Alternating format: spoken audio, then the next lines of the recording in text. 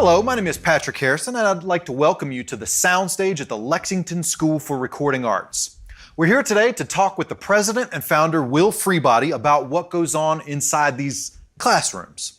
How you doing today, Will? I'm doing all right. I gotta tell you, man, it really doesn't look like you've got a traditional classroom setup going on here. Can you tell me a little bit about maybe what the stage itself is used for? Well, it is indeed a classroom. We do a lot of things on it. We do lighting, and you can see lights all over it. We have instruments. We have live sound classes. Live sound happens to be a very important class. There's 10 to 12,000 shows per night somewhere in America. So live sound is a very important part of the industry. But we also do music video on it. And the school uses it for graduation and other events as well. A matter of fact, I believe one of our cameramen got married on this stage. Sounds like we've got a lot going on here. But what about you? Can you tell me about kind of how you got your start in the entertainment business?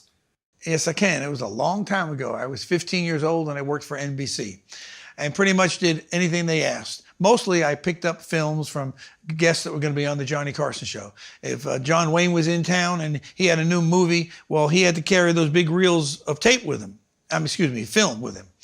With the tape, that's a different world. It's okay, I still say roll tape when we're talking about digital recording. In any event, I would go pick them up and hustle them back to the studio so they can find the spots and cue them up and get them ready for the Tonight Show. So how long has LSRA been around, and can you tell me a little bit about how you got the school started? Yes, we've been around about 35 years. It started out as a studio that was letting UK students intern.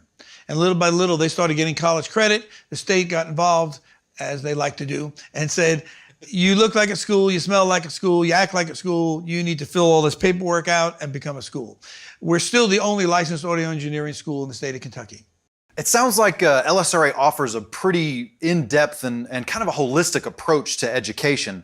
What do you think is the most important class that people take while they're here? I would say everything.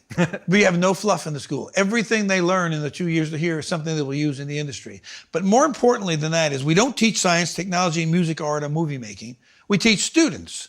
And that's the big difference, is that we teach individual students to become the best they can be. So it's not just about pushing buttons and running cameras and understanding sound. It's about being a better person. They understand the need for integrity.